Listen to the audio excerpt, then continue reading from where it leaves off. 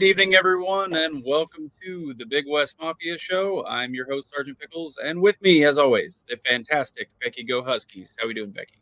Doing good. How are you doing? Doing good. Had a week off. I hope everyone enjoyed their Memorial Day.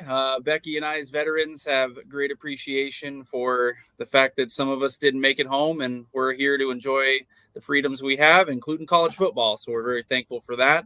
We missed you guys. There was a lot of news in our absence we're excited to get to, but real quick, just wanted to thank our subscribers and channel members. I can follow all of our shows. We're on 8 Eastern, 5 Pacific every Monday, and all of our other contributors. Links will be scrolling down here in the bottom. Please be sure to check them out.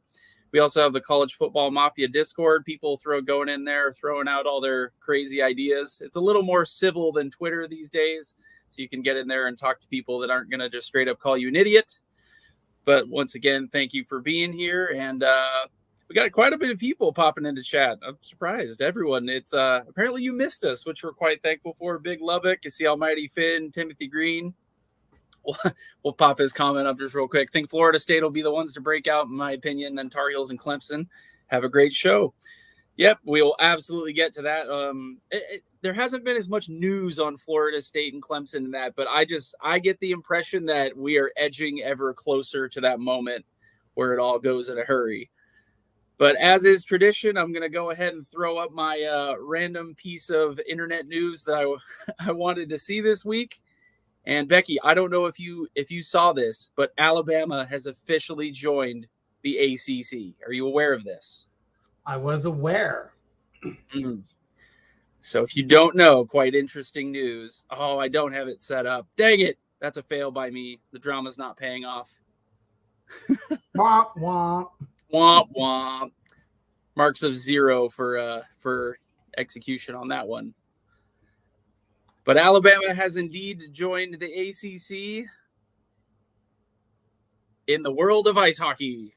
The Alabama Crimson Tide are getting after it. I know that Alabama Huntsville has actually had a hockey program for quite some time. As you can see from the Kraken jerseys, I'm a hockey fan, so it's cool. I hope to see that. I hope to see Washington and Oregon possibly getting, either some form of Division I ice hockey, but we'll see. A lot of things are up in the air these days, but I thought it was funny. You get to scroll across your bottom and you just do a double take that Alabama has joined the ACC.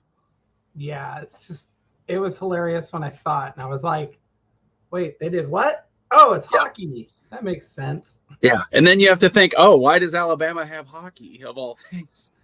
But, they got money coming out their ears. I guess they can put together a club hockey team. It's club hockey. It's not, it's nothing crazy, but, if Arizona State can have hockey, Alabama can have hockey. So.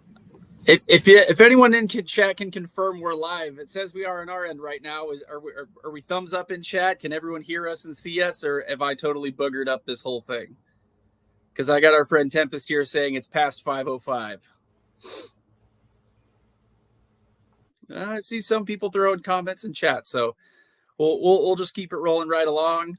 We got a thumbs up from Illini Ted. All right, we're not just speaking into the void. That's awesome. Glad to have everyone here as always. Thank you for confirming that. I just pulled it up on the app on my phone. I was like, oh my God, there's no way we're not live. Yeah, after a week off, your brain just totally goes to mush and you forget how to do this. My other random tidbit we'll get to real quick this week that I was very, very excited about. In the world of ever-growing power conferences, I was so excited to see that App State and Boise, probably the two most talked about G5 programs in the country, have agreed to a home and home. That's going to be epic. App State is an amazing place, and then you get to see them play on the Smurf turf. That's going to be a lot of fun. So I hope to see a lot more G5 matchup like this that can drive, national viewership. Yeah, I wonder if App State's going to ask them to not wear the blue uniforms on the blue turf. Yeah, possibly. Everybody else does it. Like, and whenever somebody goes there, like, can you wear something other than blue? So, yep, definitely. Oh, goodness. We got lots of people going in there. Please throw all questions, comments, in chat. We will read all super chats as long as they don't violate YouTube terms of service. We will insult ourselves, insult our rivals, as long as you keep it all in good fun. But any donations to the show are much appreciated. Our friend Tony Lash in Alabama Huntsville hockey had to fold a few years back when they got kicked out of the WCHA. That's extremely unfortunate because it was just one of those random ones. Like Arizona State is at a very good hockey program, and they've actually invested a lot of money in it. So I hope to see more schools keeping their other sports as we go along. And it seems like everyone's kind of fired up, so I think I'm going to skip ahead and dive right into it. I'll kick off my end of the ACC drama with Utah to the ACC. I missed this entire thing. This was great. And you realize it's based on, it's like Utah to the ACC, and then you look in the footnotes and it says, oh, it's from that whole time when all the Pac-12 schools were panicking and trying to find a home. But it seems like that's being held against Utah as if it's some recent thing. What do you think about the Utes having to defend themselves? Well, I mean, first off, them saying, I think the athletic director last year was like no way or something like that. Tweeted out something when people were talking about the Big 12, and he's like, yeah, not happening. And then it happened. The other issue is that apparently Utah left the door open with their contract. I don't really know how that is. Apparently they don't have the 99-year deal or whatever it is. Yeah. Until like some random date. And I'm like, that cracked open. So it just allowed for anybody with like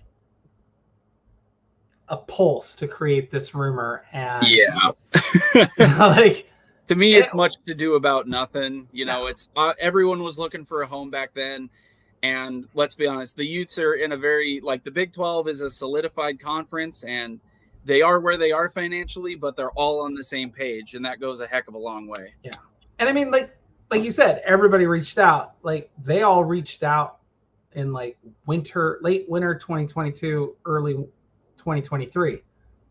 So we're talking like December to like February timeframe. All of these, everybody reached out to the ACC to say if they were interested, and they probably were with Utah, and they probably were with a couple other schools. Obviously, they took two, so you know they were interested in two of them. But yeah, I don't see Utah going, oh yeah, let's jump ship here and add miles to all of our stuff. Like it makes no sense at all. And I know like a Beaver fan had tweeted out adding like Wazoo and Oregon State to this, and I was like, that doesn't curb the problem. But yeah, for sure. Hey, there you go. And it's like, you know, Wazoo and Oregon State haven't had conversations with the ACC, so had like they reached out and they were told, well, Wazoo was reached out and they were told not at this time. So that was months ago. And we'll get to another piece of that real quick. I got our channel members, Big Lubbock, Almighty Finn, Timothy Green. Good morning from the Philippines. Mabuhay, Glenn Lumen. How are you doing out there? I hope I said that right. I don't speak Tagalog very well, but that's all right. Tempest, Daniel Gygax, channel regular, hello. Shonsky, our favorite Big Ten hater, hello, my friend. How we doing? Illini Ted, good to see you. Got BR hanging out. I love it. I love that we do genuinely get people from all over the place. You know, you get fans from everywhere, and we don't drive them away in droves. I do like that we get different perspectives, and that's the idea of our show. We're coming to the Big Ten, bringing a West Coast perspective, and we love getting feedback from everywhere in the country. Movie Time Blues, ACC in the bargaining stage. The bargaining stage to me would be bargaining for a settlement, if anything. So I don't know if that's quite where they're at.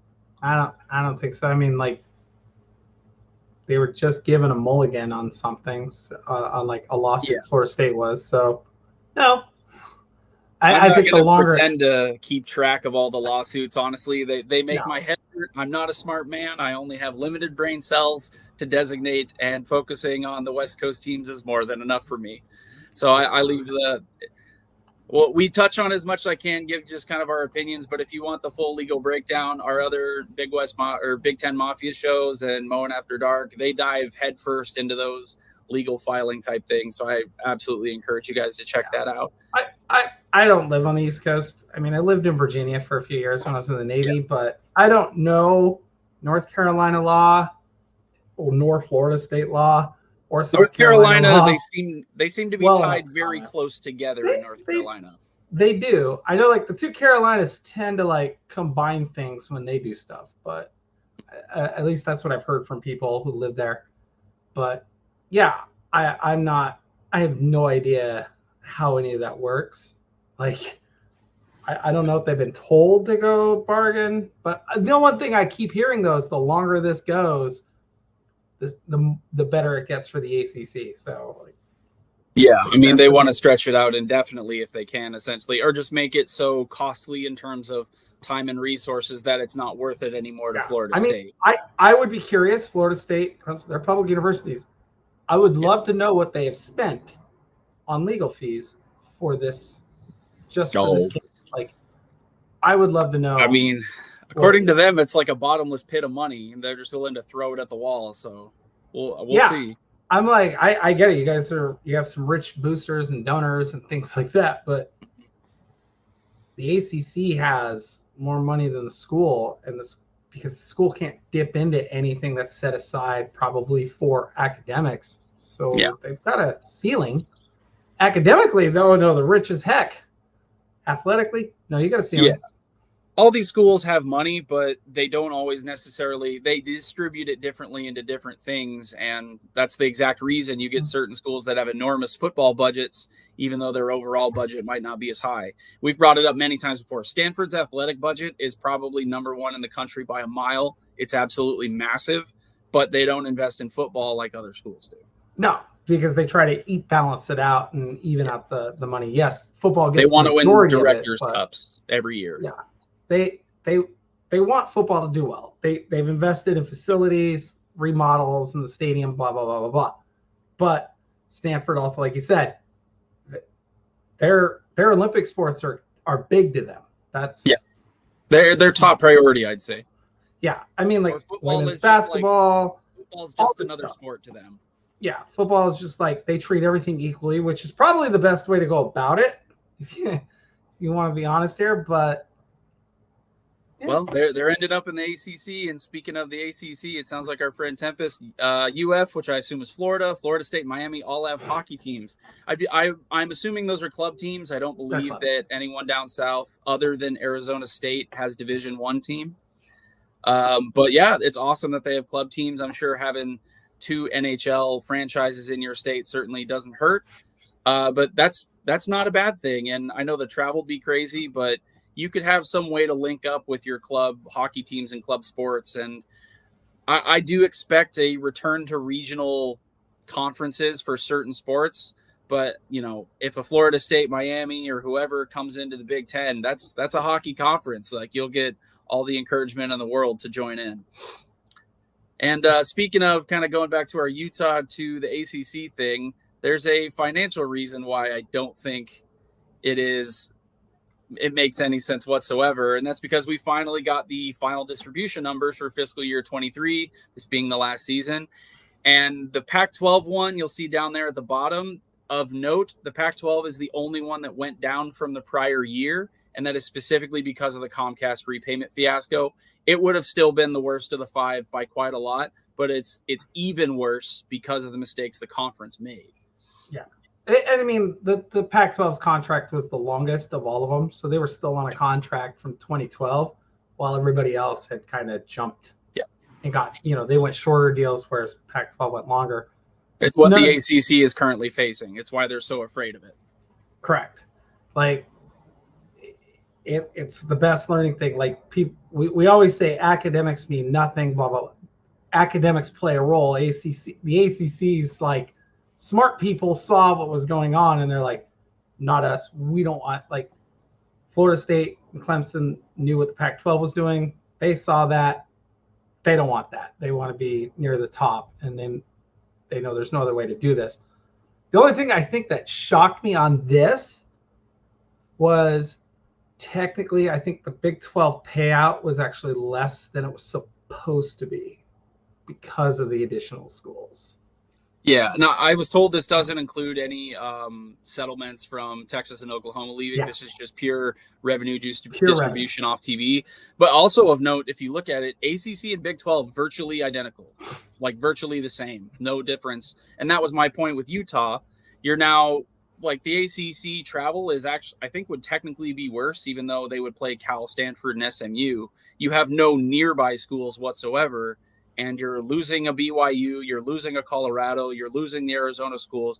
I don't see the overall upside unless academics is just such a priority to Utah of why they would do it. It doesn't make sense to me. They're not.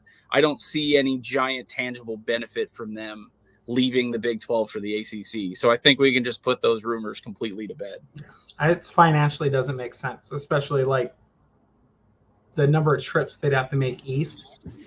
10 million. I mean, if UW and Oregon and UCLA and USC are probably paying 10 million, we can guesstimate that they were going to pay about 10 million. So kind of is what it is. Yeah, and I just got the question here from Illini Ted in chat. What percentage Washington and Oregon get? It's 50%. They're going to get a half cut for the remaining duration of this contract. They were given an option to get basically a pay advance, more or less, of 10 million additional per season on future earnings. And that's just to help offset travel costs because they're at 50%. Yeah. And, do the math on that right there, just out of pocket math. 60.5 million in the Big Ten, cut that in half, you're at 30 million. That's slightly less when the Pac-12 is now, but you got to imagine the Big Ten's payouts are going to increase. You have better matchups, better games. And I don't know if you saw the Friday schedule that just came out.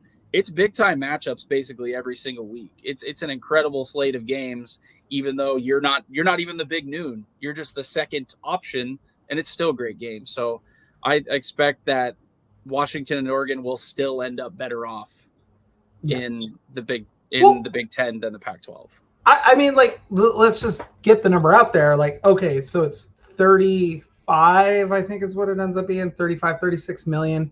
Easy numbers, $35 million for just the media payout. Well, that's 11 million more than the Pac-12's was going to be. And not including the extra 10 million. Well, the Big Ten's getting what, 20 million a year from the new college football playoff payout? Yeah, indeed. So they're at 55 million. Yes, they're behind. Like the Wazoo joke is, well, you're getting paid less than Rutgers. Well, yeah, we came in after the contract was signed. Only Fox was willing to pay, is what it is. But we're still making probably $55 million. Yeah, all said and done. Yeah. All said and done before we even get to basketball. And we have to pay Wazoo 60, or all the schools combined have to pay the Pac-12 $65 million unless it like goes away. So yeah, it's crazy amounts of money, and I could definitely see it as short-term loss, long-term gain in terms of Washington and Oregon, like, because you got to look long-term. Like, you're a big-time school, and in the past you didn't move conferences often, so if you did, it was a big deal. But they know that they will be 100% members. I believe 2030 is the next Big Ten contract, if I'm not mistaken. Yeah, or the negotiations are taking place. The next contract they get full TV revenue and all that, so they'll be fine. So like, you're looking at a minimum. They'll be at 70 million a member and possibly more. They'll be full members, and they've got full voting rights, even though they're receiving half share currently. So yeah, they're full members of the Big Ten. Like, let's not beat around the bush. They're just getting half shares. That was the negotiation to get into the conference. Nothing. That was what Fox agreed to. The presidents wanted them, but that was the Fox end of the deal. Yeah. So they had to have big money, had to pay. Well, if CBS and NBC, we know NBC wasn't going to pay because they were gearing up to pay for the NBA. So they were like, no. So it basically came down to like, just did Fox want to pay for it because CBS and NBC were passing because of NFL, NBA, stuff like that. They were like, we aren't really doing a ton of this, but we'll get in there. But they reap the benefits because they get to show the games. So there's that. Tony, our friend, as you can tell, Big Ten fan, Tony Lashin, getting one more dig in there that Indiana and Northwestern are getting 18% more revenue than Georgia and Alabama. Tony, you know darn well that just in sales of hats, Georgia and Bama are making more than Northwestern and Indiana. They're making more money than they know what to do with. So I wouldn't feel too bad for the Bulldogs and the Tide on this one, to be honest. No. They'll be just fine in the end. Oh, goodness. My brain is all over the place today. I do think the wealthiest team in the SEC, I think, is Texas. I think that would make sense to me. I think they're right up there with Ohio State. It's like 1 and 2. I can't remember who's 1 and 2, but I think Texas enters is basically like, I think they're actually the wealthiest program in the country, but it's them and Ohio State and then everybody else. So none of that shocks me. Yeah, our friend Shonsky's saying if we're not getting full shares, why would Florida State? Moen says Florida State will come in at full share. I could see the argument either way. Florida State is a bigger market and they tend to drive more TV viewership. A lot of they're on the East Coast. They can play basically in any time slot and it's fine. West Coast has downsides. Like we're acutely aware in the Pac-12 that being the later kickoff has pros and cons. So I could see it working out. The only reason I think I don't know. I'm kind of on the fence about it because you're expanding again, and the TV partners having to shell out additional money. I could definitely see a scenario where they're coming in half share, just like Washington, Oregon, and they ride it out, and then we're full share at the end of the contract. Because the TV networks are like they're amending the deal they already have in place, so they're kind of in a position of power on that one. Yeah, and I would say this: if the SEC does not want them, which it sounds like they don't, doesn't sound like Florida's having a conniption fit over the whole thing. Who is actually going to bid against Fox? If ESPN, let's just be honest here, ESPN does not need to pay them more than like 40. They own the rights to the ACC. They know exactly what Florida State's getting, Clemson's getting. You have to have, and I said this to somebody, I said you have to have like one, competition, 2, which again, Oregon and Washington did not really have. They just had, Apple. There's no bidding war. You're not in a position of strength. So which in a weird way is that's what the Big Ten is adding these schools. There's no bidding war because they have a deal that they're locked into. Your partner has to give you the green light. And the other thing is like Florida State and Clemson. Guess what? The SEC is already in their market. They have South Carolina and Florida. Line I said saying Florida State has a chance to basically pit the SEC against the Big Ten where the other schools didn't have that. I don't know if that's true. I mean, they do. Off what we hear that the SEC is not. If the SEC is not interested, I mean, maybe they can kind of try and play the game of, oh, they really want me. I think Florida State knows their destination. They know their outward goal. And why not have a conference that has been very outspoken about wanting you versus the SEC, which has played lukewarm at best and said, oh, no, we really like those Carolina and Virginia guys. No, and I mean, like I said, they're already in the markets. So here's the thing. So ESPN has to make money. Just having eyeballs on you does not make them money. Right. They have to basically convince the advertisers because they're not getting any more money for the SEC network. Guess what? South Carolina and Florida already in South Carolina and Florida. So they're not going from the 99 cents to whatever. They're already at the whatever. So if it's $5, they're not going to be able to charge $6. They can't do it. They can't justify it. The other thing is Florida State and Clemson can't raise it advertising fees like 20, $2-3 grand, $4 5 grand, 10 grand, whatever, because ESPN has to tell the advertisers, no, we're going to show your game, or we're going to show you during SEC games this weekend. We're going to charge you more now because we have 2 more schools. Well, the advertisers are like, wait, we already have eyeballs in those 2 places. Why are you going to charge us more? So it's a balancing act. They do need the SEC and Big Ten to actually get in on this. But the only other thing I could see them getting a full share for, they're not coming in until it's almost half over anyway.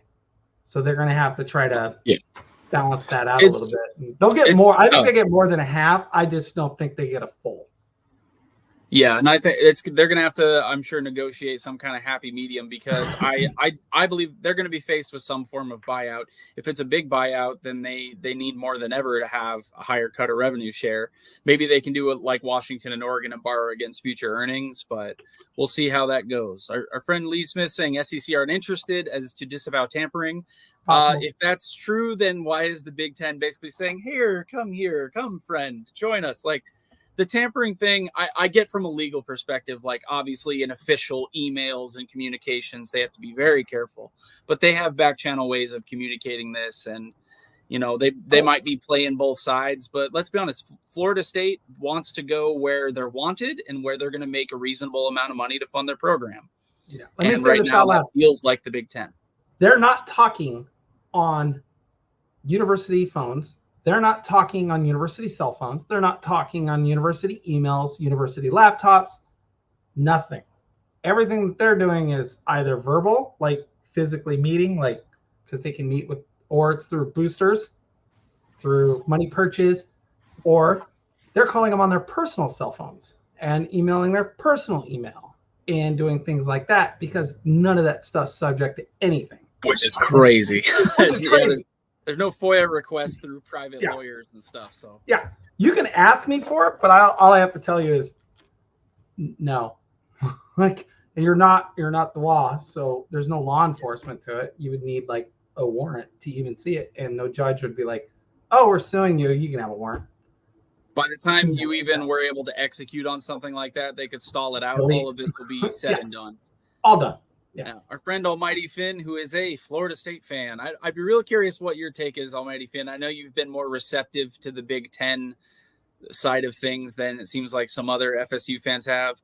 Says SEC has a few states with multiple teams in it, which is why it's more of a big deal in Florida and South Carolina than other states like Mississippi, Alabama, Tennessee. Well, yeah, I mean, there's definitely diminishing returns on doubling up in a state as if it doesn't have a massive population. Like Texas has a bunch of teams because Texas population is massive and they all love football.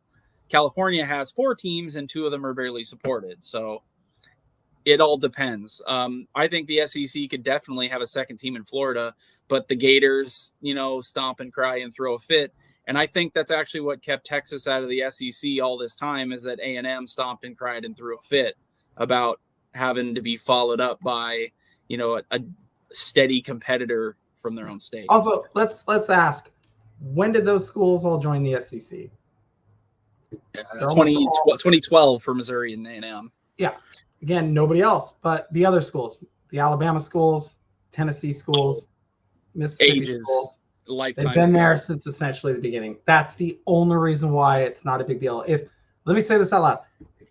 If Auburn was trying to get into the SEC, if they were in Florida State's position, same conversation would come up, because it's like, and we're already there. The same conversation would occur. This is why, like, LA, for instance, the whole reason why the LA market works is because it's larger than 17 states. Yeah, it's just, there's a massive amount of people, and there's a lot of money. There's so much money in Los Angeles. Yeah, people might not seem like it, but there is money there for the schools and for football. Yeah, you have like UConn. Oh, UConn could join the Big Ten one day. Well, yeah, because they're right smack dab in the middle of New York and Boston. It's the Rutgers pitch for sure. It's the Rutgers pitch. Like, they're just near the market. But Los Angeles, the only reason why the 2 LA schools went when they went was because the Los Angeles market is so big, it dwarfs every market in the SEC. Like, as far as television screens go, because they're the only states that they can't like outnumber in terms of people, Texas and Florida, and they're so close. They're like 10 million away from both. So yeah, they're definitely the golden geese in this scenario. Kind of on the same vein of monetizing and TV contracts, et cetera, and splitting the money. What did you make of this? That ESPN is essentially offloading certain college football games to TNT. We were wondering for a while with the NBA drama and TNT, like, were they going to jump into college football? What do you think about them basically like subleasing games so they don't have to buy in completely, but they still get to broadcast games, and they're paying a pretty penny to ESPN to do it? I heard a lot of people say that, ESPN is offloading games because they can't afford to not have somebody else basically be a broadcast partner. What do you think about that? Oh, real quick, let me just say, as a Husky fan, I want Florida State and Clemson in our conference. We've never played them. I would love to go to Tallahassee. I would love to go to Western South Carolina. I would love to see it. Never been. Love to go to those places. I hear nothing but great things. The atmospheres are amazing. So let me say that. Now back to this. This is because ESPN doesn't have enough room to show everything. They don't have enough. They can't throw everything on ESPNU. Yeah. They have basically ABC, ESPN2, and ESPN.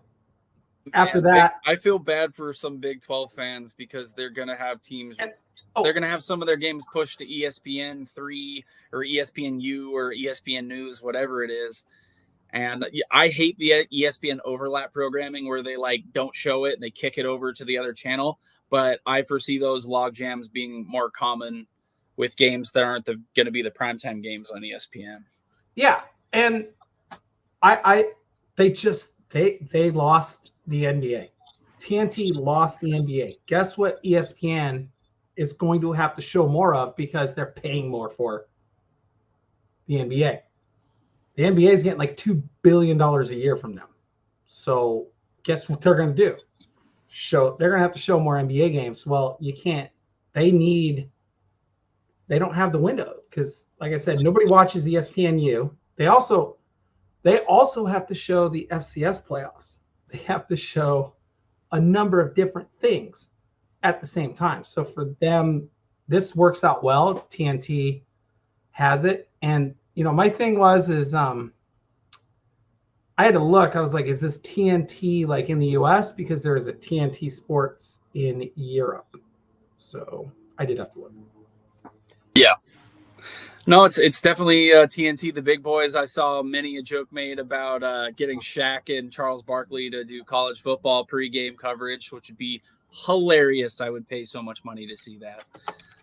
Many jokes made about Charles Barkley talking about all the women in Lubbock or Stillwater or whatever. But yeah, I think they put on a good broadcast. I'm not a huge basketball fan, but the few times, I do watch or it's on at a, restaurant somewhere, it seems like they put on a good broadcast. So I hope they do something unique and creative with college football because ESPN has been kind of hit or miss for me the last few years with how they put it on.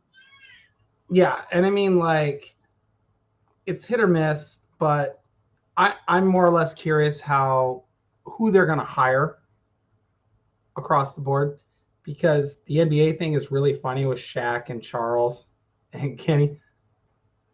I don't care about all that when it's college football. Just show me the highlights, talk about the teams, and let's go play. I don't even know if I'm wondering if ESPN's going to do that and then like TNT will just broadcast that, like you said, like in the March Madness. I wonder if that's how it's going to be in terms of how they do this. It's so many question marks with it because TNT's never shown football. So it's going to be a little different. You're muted. I'm muted. My daughter's protesting in the background, so I muted myself there. Apologies.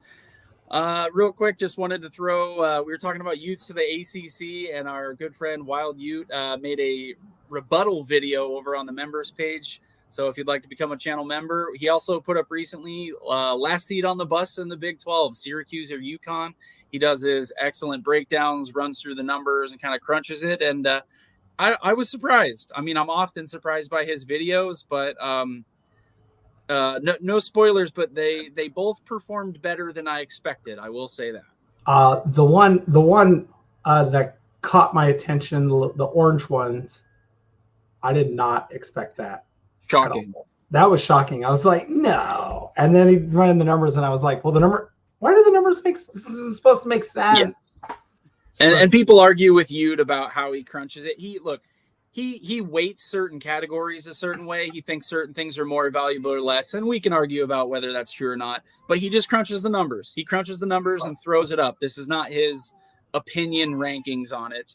Yeah, my daughter's upset in the background. Yeah, you're fine. He did it one time with Washington before they joined the Big Ten, and he was like, no. He was like, no. Just talking about the Big 12, he was like, no way. There's like Washington is he was shocked. I don't think he realized how much Washington was probably worth. Yeah, but Washington would have been the most valuable team in the Big 12 by a mile, and it was like shocking to him. Oregon probably about the same, I'm guessing. Yeah, and that's not a disrespect to the Big 12 teams. No, we're in big markets, we got big schools, big attendance, and we draw eyeballs. It's just the way it is. He if you don't believe it, like you can look at endowments alone tell you what schools can do. Yeah, sort of to a point. To a point. Again, the Stanford thing, they have more endowment money than most conferences put together. But if Stanford wants to do something, they have to go through, like Washington, for instance, wants to remodel the stadium. They go through the school. School actually takes up the loan, right? So the athletic department pays the academic department for the loan. Well, they can't default on these loans because the endowments are so massive that they'll never default. So it's like, yeah, we can lose a little bit of money here and there, and the athletic department can wiggle it around with them, and little things like that matter. And those endowments and stuff, like these schools just generate money without like doing much, and it's insane. It's pretty crazy. That's why, like, when we say like Texas, Ohio State, apparently Texas A&M are all really high up there. Go look at their athletic budgets and how much profit they bring in. There's a reason why Ohio State wants 8 home games every single year. And speaking of, I'm going to cut you off because I lost my. No, you're good. Speaking of Texas and Texas A&M, Moen also has his awesome Moen Presents. He was on the same vein as me as the What If series, where you kind of play out a scenario of alternate reality college football history, and he put out his Moen Presents Pacific Powerhouse, and it's Texas A&M. A&M joins the SEC still. It's Texas, Texas Tech, Oklahoma, Oklahoma State, and Colorado, and Utah still joined the Big 12. But it's the Pac-12 rather. It's the Pac-16 with all the Texas and Oklahoma teams. It's what Larry Scott didn't have the courage to pull the trigger on, and he goes through his future scenario. It's fascinating. We selfishly love it because our beloved Pac-12 is still alive, and it's a powerhouse.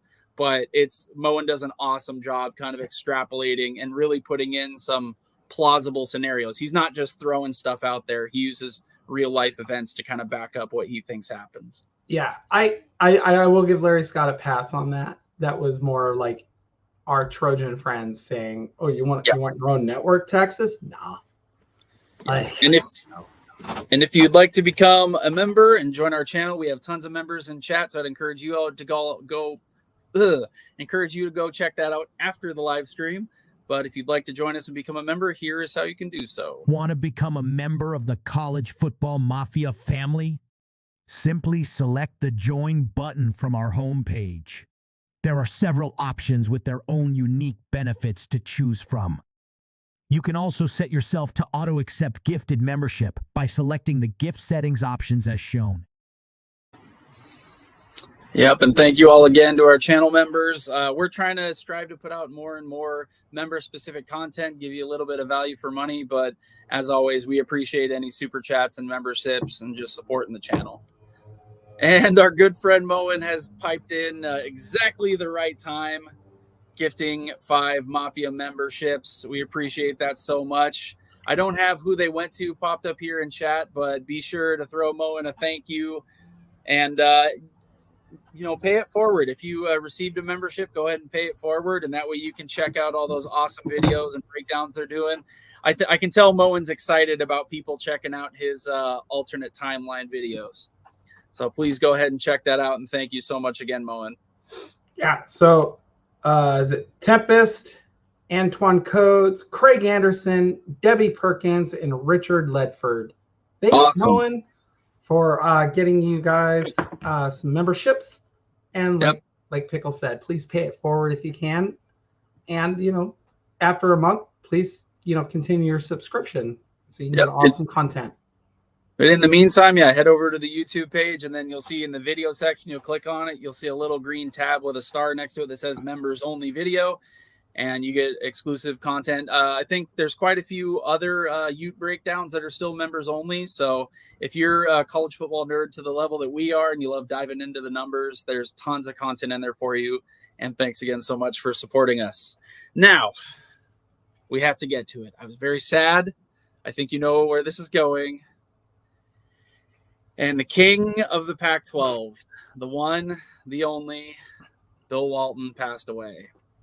And to those who don't live on the West Coast, he truly was the king of the Pac-12. He was just a quirky guy, but he was like beloved out here by every fan base, every school. I don't know anyone that hated Bill Walton or even disliked him, other than maybe his goofy commentary. But he was seriously just such an entertaining guy. And the Conference of Champions, he loved this conference more than anything. And it's like, it's so sad, but also so fitting that one day after the final conference sport was played and completed, he passed away. So rest in peace to Bill. He's an NBA legend. Like I said, not the biggest hoops fan, but he's an NBA legend. He's arguably one of the greatest college basketball players of all time. And he just happened to be a hilarious broadcaster. He stumped for the conference to the very end. And I remember, I think he was on the Canzano and Wilner show right after UCLA and USC went to the Big Ten. And it was hilarious because he does it in his typical rambling Bill Walton way, but he ripped UCLA a new one and how disappointed he was. But yeah, he was a true lover of the conference and of all things West Coast and just a good person. I don't think I've heard a single media member who actually met him in person say a bad word about him. No, he was really, I met him once. He was super, super nice.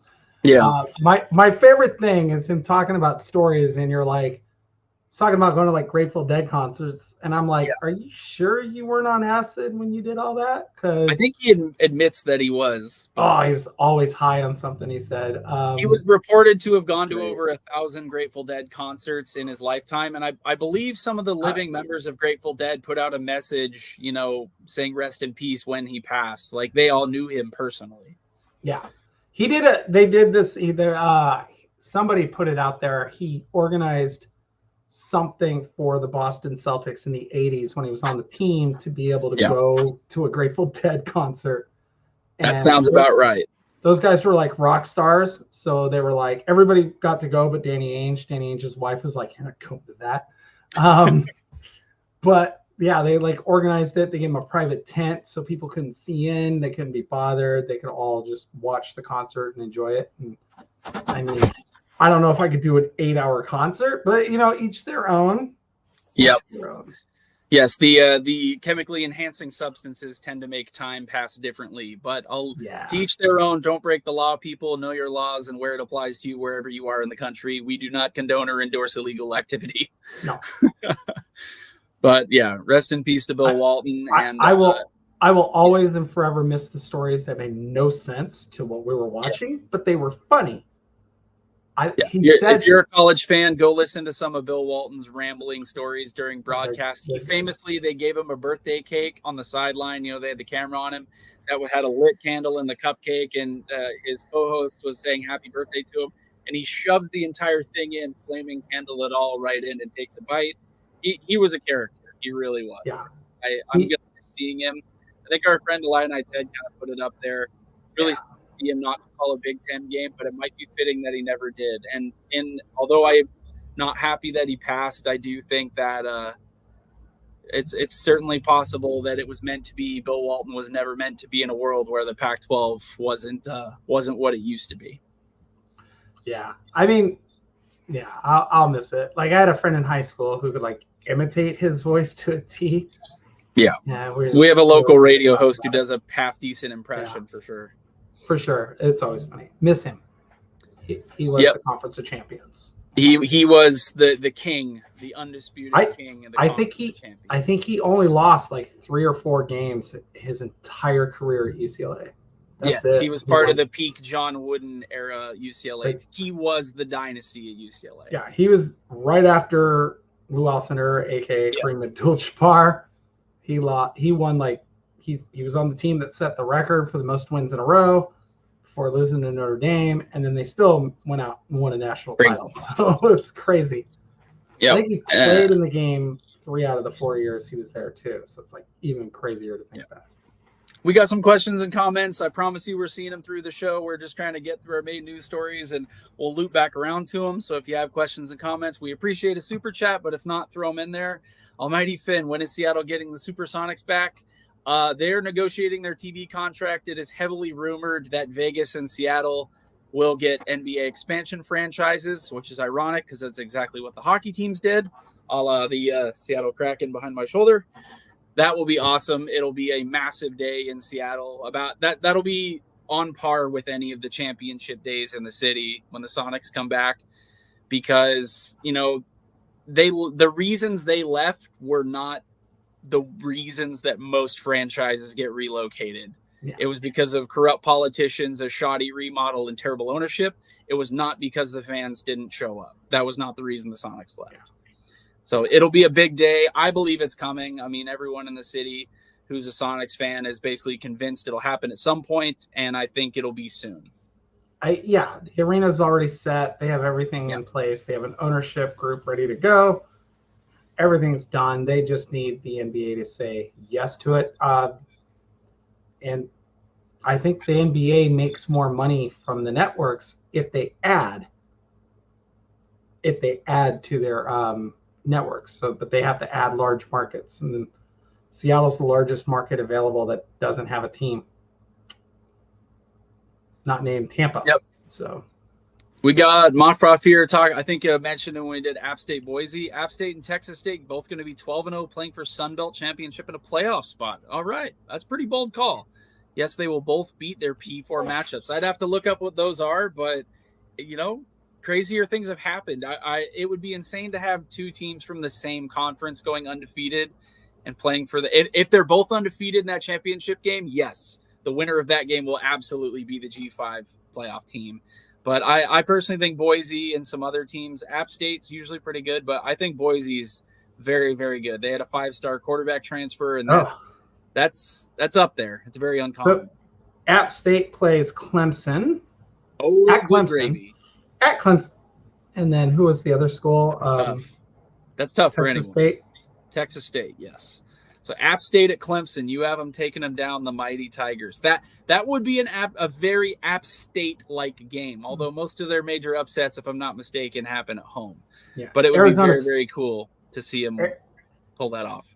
Arizona State's playing at Texas State. They might win that. They might win that, but it's like Arizona State. Yeah. I mean, it's possible. They're not playing that in the desert. Is the make or break. If they were playing that in Tempe, they were playing that in Tempe. Fans have terrible, terrible repressed memories of playing in the state of Arizona for whatever reason. Huskies do not do well in hot weather. No, if we could just never play there again, I will be a happy camper. But also, let me say this: Mississippi State got lucky playing that game at night. How many times the Huskies have to go down there? Oh, yeah, we're going to play this game at 12:30. It's 110. Ugh. Yep. Lucky. It's crazy how that works out. Our friend Daniel Gygax, there can be a FOIA request to find out what FSU and Clemson are spending on billable hours. I assume there could be, but I don't know if that would necessarily turn over any communications, unless you're just talking about what they're spending to, resolve this whole deal. They've been showing the willingness to spend it on multiple fronts all at once. I don't think obviously the money's not infinite, but they're committed to their course at this point. And if you put in a FOIA request for billable hours, I know Florida's got the sunshine laws, but it typically takes quite a bit of time for them to get those kinds of things. Yeah. They have ways to delay it. Yeah, they would try to delay it, but eventually they'd have to say what they've been paying lawyers and how much they've had to pay to do everything, clerks and all this other stuff. So I would be very curious what they are paying their lawyers. They got good lawyers. They've got. If you listen to the oral arguments, they got better lawyers in the ACC. Well, they probably as they should, because they have billionaires who are willing to pay for it, probably. Yeah. Whereas the ACC is we need to do this, and all whatever remaining schools are yeah, but we don't want to spend too much, Yeah, it's curious to me the ACC would choose to draw this out, but I think it's kind of their only course of action at this point. The fact that we've heard kind of rumblings that the North Carolina situation is taking a turn. If North Carolina goes, the whole thing's done. They are the linchpin that runs that conference. And it's weird the way that is. It's weird. Yeah, I mean, I don't understand. Wolfpack backpack. Let me say this. I get why Florida State's not. They've only been in the conference for like 30 years. I get that. Whereas Virginia's been in since essentially the beginning. I think they're a founding member, and North Carolina's probably a founding member, and I get all that, but it's just weird to me that if North Carolina decides that they're going to go, everybody's going to be able to go. And I'm like, that's crazy to think. So, but I also thought it was sad that somebody told, I think it was a board of trustee, to basically shut up. Stop talking. Yeah, so it's crazy. It's crazy. We'll get there, but as I said in the show title, I think that they're all racing. When the penny drops, they're all racing to the exit as fast as they can. It'll be a jailbreak like the Pac-12. The only thing that gets me is North Carolina fans have said that their biggest booster is not on board. So but I will say this, like, we know Phil Knight wasn't on board at Oregon. He preferred. No, he had to be talked into it, allegedly.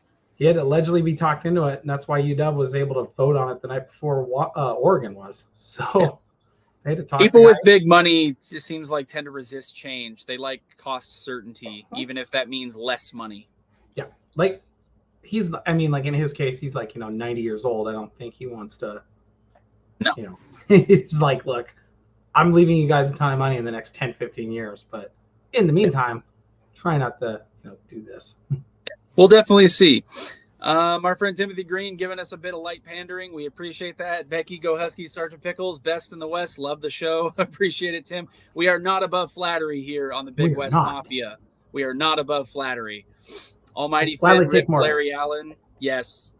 Cowboys legend Larry Allen passed away suddenly in his 50s, and you hate to see that. I mean, with Bill Walton, it was rumored that he was sick, but he was in his 70s. He lived a full life, man. So you hate to see these legends of the game passing away, especially a little bit earlier in life. Well, so I mean, like, rest in peace, Larry Allen. He was playing like 10 years ago. Yeah, not a lifetime ago. And he was like the strongest dude in the league the whole time he played, which is even like crazier. And then everybody knows about the video of him chasing down Denver, which I was like, nobody else. Remember those Cowboy teams, and he was a monster in the middle there. Yeah, without him, Emmitt Smith doesn't run for some of the yards he runs for. No, certainly not. Friend Timothy Green, yet again, question for us. I know you threw this in there a bunch, Timothy. I was just trying to wait to get to it to the end. How many wins for Washington this year? You're not allowed to hold us to it because things happen and times change, especially in the world where commitments mean nothing and NIL is just some made-up number they throw on a paper. I have Washington between 8 wins at the most, and I'd say 6 wins at the least. I'm going to settle on 7. An acceptable season, in the Big 12, put an okay season together, considering all the turnover, get to a bowl, acquit yourself well in your new conference. You're going to lose some tough games to tough opponents, but I think if they can snatch an extra win here and there, 8-4 sounds awesome. I would sign up for 8-4 right now. I absolutely would. Well, and I'm going to have them go. No shame in saying that. I'm going to have them go undefeated in the Big 12 since they're playing in the Big 10. My brain's all in the soup of conferences.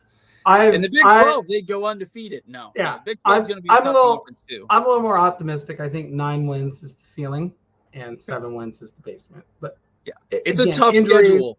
It's a really tough schedule. But Penn State, Michigan, Oregon, USC, we play them all this year. Yeah. And Iowa. Yeah. It is what it is. It's tough. It's not going to be easy, but I think, I can see between 7 and 9 wins. Things just have to fall in their way. So any reasonable fan, I think, is kind of in that 6 to 9 high end, low end window, kind of right in there, 7, 8. Some variation of that. You don't get too many. They're going to go 3 and whatever, and you don't get. I don't see it hardly anyone that's not a straight up homer saying 10 plus wins. That would be an absolute miracle, and crazier things happen, but it's tough. So. Just acquit yourself well and make a bowl game. For me, get to a bowl game, get some postseason play, show your going progress getting forward. Mr. Ed Wayner, neither Oregon or Washington are playing Cal and Stanford in the next 6 years. Is there animosity or is it a possibility in the 2030s? Because of the way the schedules work, we are playing Wazoo every year and Oregon is playing Oregon State every year. That will be considered our non-conference power game, even if they're not in a power conference anymore. It's a rival, it's a big time rival. And they're competitive schools. Even if they go to the G5, they're going to be amongst the best G5 teams in the country. So I don't see them scheduling too many additional power opponents like a Cal or a Stanford. It would be hilarious to play them in a bowl game. I will say that. Yeah. I mean, is there animosity? Well, when the pack broke Stanford up, a little. When the pack broke up in the 50s, Cal hated Washington, like despised Washington. But that hate has died over the years, mostly because Washington just beats the crap out of them. When it comes to rowing, it's a fierce rivalry. Yeah, rowing, like it gets nasty. Those dudes will throw water on each other. Yeah.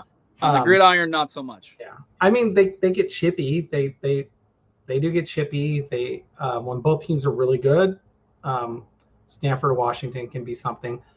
Cal has always just been like, Yeah. So we don't even hate you. Like, we don't even hate USC, which we probably should, but we don't. USC, it's like a mutual respect hatred that even though we haven't won as many national championships or Heisman winners, but like forever, USC and Washington were the Florida State and Clemson of the old Pac-12. We were the two heavy hitters that went back and forth all the time. And it was that way for decades. Yep. Pre-Oregon and Phil Knight money. So there's a lot of respect there, even though they have the better history, obviously. Yeah, it's just a mutual respect. Illini said, is there any chance Montana gets a call up to FBS? I don't know if they want to take the financial jump because it's a big commitment. We've seen how much it costs just to run a power team. And funny enough, Montana and Idaho were in the precursor to the Pac-12, the Pacific Coast Conference, with Oregon and Washington and USC and UCLA, only for a few seasons. But Stanford, Cal, and the other nerd schools threw a fit, so we kicked them out. That was back in the 60s, I believe. Honestly, Montana, the Montana schools and the Dakota schools could easily be G5 and be competitive G5 right now. They're that good. Like, don't get it twisted. The top level of FCS, that's good football. And it's really fun football because it's pretty much a level playing field for those schools. Ask Iowa how good the top level is. Yeah. Washington lost to Montana. Washington lost to Montana. And Iowa, I think, didn't score a touchdown against South Dakota State. So, and I think they lost to North Dakota State at one point. So it's not like they're not easy rollover teams, but they could be. Yeah. Tempest here is same things. Montana, North Dakota, South Dakota schools. I don't know about FAMU. I don't know how good they are. Florida A&M. I don't know. If they're making a bunch of deep FCS playoff runs, like Sam Houston was a team that was always competing with the Montana and Dakota schools for that FCS playoff, and that's why they stepped up. Yeah, the FAMU plays in a historically, black conference. So HBCU, yeah, it's an HBCU. They don't go to the playoff. They play a bowl game against the other HBCU champion. So no, I don't know. Kind of Ivy League-ish in that way. They have their own thing. Yeah, the Ivy League doesn't even play in the playoff anymore. So they don't even get invited, but they used to get invited, but they would just decline it every time. So the FCS doesn't even bother inviting them anymore. Yeah, it's because they have finals, and those finals are a little too ridiculous. So very, very interesting. Apologies if I mess up the name. Kiahilani L, I believe. Since the Chargers and Rams moved to LA, college football ratings in the metro average 0.1 due to rounding up. I'm not trying to doubt you, but I have to check on that, at least specifically for USC. USC is still a very popular team in Los Angeles. Yeah. Like they were the pro team for ages, even when LA had the Rams way back when. USC was still the big deal. I would argue that the Raiders are a bigger deal in LA than the Rams and Chargers. Yeah. You had a lot of culture in the in the 80s and 90s, Yeah. you know, LA hip hop scene, the Raiders were the big team for like Snoop Dogg and, you know, Ice Cube and all those guys would always rep Raiders gear. So there's a lot of that too. And we're talking about 20 million people. It's like, it's as big as a state. It's a county. None of that. It's big. So yeah, they're a team that, like, if you're not good, they don't pay a ton of attention to you unless you're the Lakers or the Dodgers. They're always popular, but they're pretty much always good. Yeah. When people say like nobody goes to UCLA games, nobody goes to USC games, in LA you have to keep their attention. You have to be good. You got to win. Ask the Dodgers, ask the Lakers, ask the Clippers. You can go through the list. If you don't win, they're not going. Because think about the three biggest metros in our country. If you don't win, they have like 6 other teams to pay attention to: LA, New York, and Chicago. Like, think about the college teams closest to there. In New York, it's all basketball teams. They really don't have a college team. Maybe Syracuse or Army. St. John's is right there. Right. But they don't play football, huge. right? So, yeah. St. John's is huge. Yeah, 2 NFL teams, 2 baseball teams, 2 hockey teams. Like, they got enough sports to pay attention to. Yeah. The same is true in LA, but SC does well.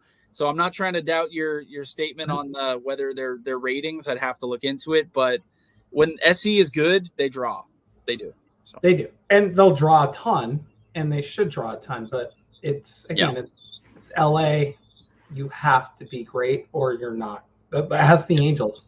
You have to be great or you're not. Yeah, it's tough. It's tough sledding out there. Almighty Finn, I'll take the Big Ten just to get out of the ACC. You know what? Well, we'd love to have you. We'd love to have you. Be able to come down to Florida, and we'll tell you the secret if you join the conference of when you actually want to come to Seattle and it's not raining. We don't give that secret out lightly, but we promise it happens. You can see there's sunlight out my window. That's the other thing. So obviously, it doesn't apply to football season. Raining tonight, though. Yeah. In mid-June, it doesn't get dark until past 10 p.m. here because we're so far north. So you do have to deal with that. So funny story on that. I had a friend who never been this far north. He lived in LA, and he came up here for a softball tournament. And we were out at the bar. And we were like, yeah, we're going to drink until the sun goes down. It was like 6. So he's like, all right. And there's no windows. Good luck with that. So there's no windows in the bar, and it's like 9 o'clock. And he's like, all right, I can stop drinking. We're like, what are you doing? He's like, it's 9 o'clock. And I was like, go outside. Still sunny. Get back in here. We got another hour of this guy. He was not happy the next day. Yeah. Likewise, though, in the winter, it gets dark at about 4. So pros and cons. Big Ten. Speaking of perfect timing, Movie Time Blues, you just happen to be the next comment. Big Ten after dark. It gets dark really early here. If you're playing in November, at the end of November, you'll get Big Ten after dark at like 6 p.m. But it will be awesome. It'll be Big Ten after dark on a channel that people actually watch, and with 2 teams that people actually want to see. It'd be great. Oh. That like NBC that Brent McMurphy put out. It's a good list. USC and Washington are playing because that's a November game here in Seattle. I'm like, it's going to be. But it'll be like a 5 p.m. Pacific kickoff. Yeah. Like East Coast people will watch the games. Yeah. Hallelujah. It'll be dark. The weather conditions are probably going to be terrible. Yes. And probably. It's going to be the worst football you've ever seen, but something stupid's going to happen and it'll catch your attention. Yeah. Tempest, I'm assuming, I believe is an FSU fan, if not a Miami fan, because you were talking about Florida there. Want the Big Ten, tired of SEC this, SEC that. I get that. There's definitely fatigue. But, like, being able to play your rival the travel is the huge consideration with that one. Like, local travel, that's easier for your non-football sports. Football's getting on a charter plane, flying directly there, getting off. That one's more about taking care of your other athletes, so.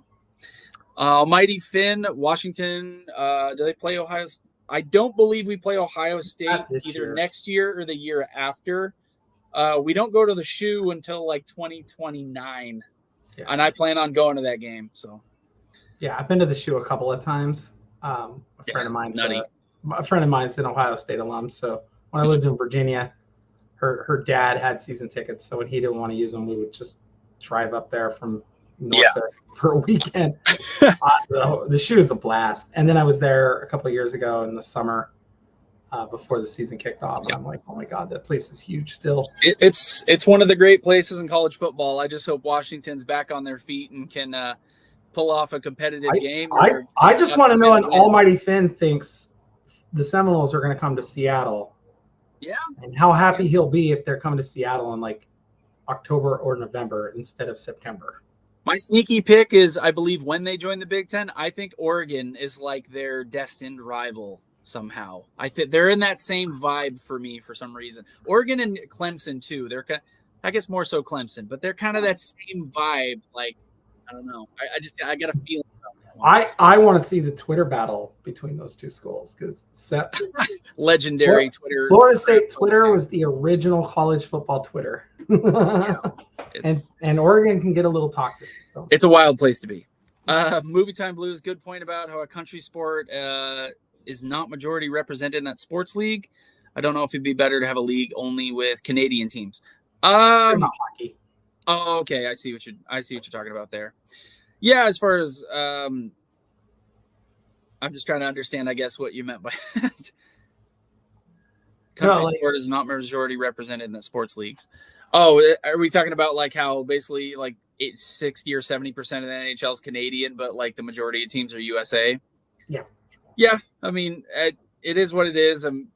United States has the dollars, and we got the dollars for college football. I've actually advocated for years that these Canadian teams that are playing like gridiron football, I don't know if we could convince them to switch over to American rules where they don't have like the 110-yard fields and the goalposts at the goal line. But I've always thought it'd be awesome to start playing Canadian teams in like some kind of mixed rules or something. I think it would be cool. I think there's a few Canadian schools that do have the NCAA, but I don't remember what sport. It's not. It might be like lower level football, but yeah. Daniel Gygax, there was a game. Bill Walton said that thank God ESPN does a drug test. Yeah, he did not shy away from telling the truth. Nope. And God rest your soul, Bill Walton. You were an absolute gem, and we're gonna miss having you. I think he said one time, like I think they had President Obama on the show, because they were doing an Oregon State game and he happened to be there. And he's like, well, too bad your president's still there. I invite you to do the Grateful Dead and you can do some acid with me. It's like, who does that? Yeah. Almighty Finn was asking us earlier about the Sonics. Sean Kemp is from my state. You should have seen him in high school. Yeah. I saw him in high school. I'm old. I'm 41. I won't say under what circumstance for privacy reasons, but my wife ran into him a year or two ago, and he is a physically large human being. Huge. Holy crud. Because he's like 6'10", and he's not playing anymore, so he's put on a little weight, but he's just like a physically large person. No, he is. Back in the day, he was the Blake Griffin of his day, but like better. Yeah. The dunk master. Like I cannot begin to tell you how huge of a human being he is. Like, physically large person. Physically huge. Like, he's put on some weight, but he still lifts weights and things like that. He's just still physically huge. Like I'm 6'3". People don't know. I'm 6'3". I'm tall. I'm tall. He dwarfs me. Like he just. You're 6'3"? I'm 6'3". God, I'm a midget. I'm only like 5'9". Athlete, man. D1 athlete. Well, no, Becky was actually an athlete. I'm just a crap poster on the internet, naturally. Almighty Finn, Washington in 94 snapped Miami 58-game winning streak, but in 01 it got ugly for but let's talk about 2000, where I was there in 2000. Yeah, the good one. That was the good one. The better one. I mean, I watched the one in 94 on TV because obviously it wasn't in Miami, but.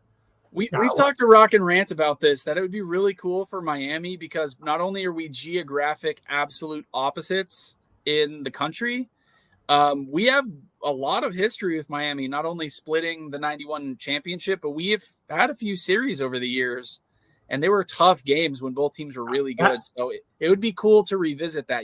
I could see that being like a college game day thing where they bring on all the old players and talk about that kind of stuff. That'd be awesome. Yeah, that 0-1 game is the only game that Miami's beaten Washington at, which coincidentally, the University of Washington has a winning record against all teams from Florida combined.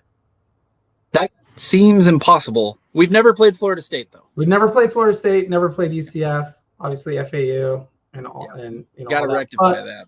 were 1-0 against Florida, and that's when they had Emmitt Smith. Yeah, there were glory days back in Washington. So, realignment's not all bad. We get to see some of these really cool old-time matchups, and they're coming more regular. So that'll be a lot of fun. Timothy Green, I think the Tar Heels leave the ACC first, but who knows? Like I said, if they do, it's over. If the Tar Heels are out, it is over. It is the done. game is over. Like, that's ball game. Just chalk up the ACC. We're like, I don't know who they're not going to be able to backfill. Like, it's just everybody going to go. They're the same. That's the same thing. Washington and Oregon held the Pac-12 together. They had a deal until Washington and Oregon did not show up to the meeting and text. We're like, yeah, we're not coming. So yeah. Illini said today's the last month most schools announce their conference changes, give the current one proper notice. ACC doesn't seem to allow any norms, so who knows if this trend holds. Well, yeah, until August 15th or some crazy thing. So yeah, I think someone posted right below it. Yeah, someone posted it. And I remember that being the case. Like, they have to do it by like mid-August. Yeah. So do they post if you post, are you legally bound to that? I don't know. Well, that never got answered as to what announcing leaving the conferences. Yeah, is this a no take backsies deal? Yeah, Tempest, App State, and Coastal Carolina, the ACC. Those are reasonable pickups. I've thought, because I think the ACC, you're talking about losing minimum 6 or 7 teams. You're talking about adding like Army, Navy, Air Force, like another Texas team, like that. Your Oregon State, Washington State, like those are the kind of candidates you're talking about. Yeah, if you want to keep that ACC together. And let's say if it is the 4 teams that we think it is, which is Florida State, Clemson, North Carolina, and Virginia. That doesn't include the potential forward of the Big 12. Yeah, and that doesn't include anything like or backpacking Miami. or Miami or any of that. Like, App State, Coastal Carolina would be great, but however, they're not filling the void. Like, and Washington State and Oregon State couldn't fill that void. No. So. No, definitely not. Yes. Again, with the ACC, Tony Lashin, with Cal and Stanford only making $9 million from the ACC, do you see them cutting sports? No, they have ginormous endowments, and you get a little bit of calimony that'll pay for the swimming team and the volleyball team and all this other stuff. Yeah, their travel's going to be brutal. They will fly together a lot. I promise you, they will get. They're like 10 miles apart, 15 miles apart. Well, they're farther apart. They're across the bay. So yeah, they're both in the Bay Area. Stanford, Berkeley's near Oakland. Yeah. Palo Alto is actually south of San Francisco. Like San Jose-ish. Closer to San Jose. So but they're like 10 miles apart if you just took a boat. But they're more like I've definitely seen where they've talked about, like, they will have multiple sports and multiple teams charter a flight together to the East Coast. They'll play a few games at a time and all fly back together. To save on travel costs. They have that luxury because they are physically, like, Washington and Oregon don't really have that luxury. We're like 2 or 3 hours apart. So no, but weirdly, Oregon is closer to Washington than Washington State is, which is hilarious. Just one of those geography quirks. Or like 3 miles. It's just North Dakota State versus Colorado this year. I'm guessing that's one of his potential upsets. Is that my guess? They opened the season together. That's the opening game for Colorado. Oh, man, Colorado's going to get a couple of wins, and Joe Klatt's going to talk about them in the championship. I don't know if they're going to win that game. I said this before about Colorado. They're going to be better. They're not going to be competing for the Big 12 title. They'll be better. If they beat North Dakota State, it's because of the elevation in Boulder. That's the elevation. Yeah, you get BYU and Utah fans talking about the elevation. Like, it's a factor, but like, it matters when you're punting and kicking. Outside of that, Dante Pettis returned a punt for a touchdown at Utah. The elevation was fine. Yeah. The only thing that it ever played a role in, I think, is like people with sickle cell, because they can't really play in that, and those players just don't play. These teams know, like, they'll bring oxygen to the sidelines. They'll prep their guys. They do stuff in advance. Like, I think most people don't realize how much they put into the budget of like sports medicine and training. That from what I've been told from like athletes and other people who know, that is what has changed the most in the last 20 years of college football. Isn't really the on-field stuff. It's the off-field support and training and weightlifting and sports medicine and nutrition. All that stuff is crazy now. I mean, it's all crazy. I think like the only thing like I played softball there, and it's slow pitch, it's beer league, but we play tournaments in Denver, and I can tell you, they're not going out and drinking or doing anything stupid the night before. I flew in there the night before, and the only thing that we had to be warned about was alcohol, altitude poisoning, because it's an actual thing. But you just proper hydration and stuff like that, and you're fine. Of course, I didn't listen to that, and I had 3 drinks, and I was hammered, so I hung over the next day. Yeah. Oh, yeah. USC Washington, late 80s and 90s. Larry Smith versus Don James, some great games. Yes, peak Pac-12 in their heyday. And you get the Todd Marinovich. All I saw was purple game in there. There's some legendary matchups between Washington and Oregon back then. Yeah, there's some great matchups back in the day. All I saw was purple game. The bottom of the SEC is as bad as the bottom of the Big 10, Big 12, and ACC. That's what we keep telling people, but perception is reality. And if your SEC the top is the difference. If your top end teams are all performing well, we lost to Alabama, even though we lost by 50. We lost to Alabama, who are really good, so we must be not that bad. That's the logic, and I kind of hate it, which is why I like cross-conference play, but we're getting less and less of it, unfortunately, in the future. And I mean, like, the strength of the conference will be looking at the top, 8 to 10 teams, and you can go, okay, can our 8 to 10 match up with their 8 to 10? And then you go from there. And that's where the SEC and the Big 10 are better. Yeah. Our friend, the Huskers, Scott Schrader, Nebraska, Washington, 2026. Heck yeah. That game is in Lincoln, if I'm not mistaken, and I planned on going to it. I knew I wanted to go when the next time Washington played the Huskers. I've never been. I've heard friends who made the trip back from the 90s or early 2000s. We went to Lincoln. It was 10, 11, 12 years ago, something like that. We played in the 80s also in a pretty knockdown, drag-out game also. So we have history with these schools, and it would be really cool to know that you're playing them regularly. Yeah, I want USC, Michigan, or Washington and Seattle. I would encourage you to go check out Brett McMurphy. He put out those Friday games, and USC versus Washington in Seattle is going to be one of the featured games on NBC. As long as everything plays right. Yep. He's talking about when the jailbreak was in the Pac-12. Oregon's president did his vote from the golf course. Yeah.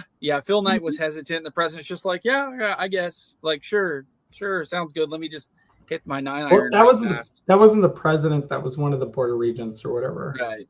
Yeah. So they were oh yeah, I'm playing golf. They're well, we need to vote on this because we already told him to do it. And they're he was yes, and then he turned it off. And let's go play golf. Goodness gracious.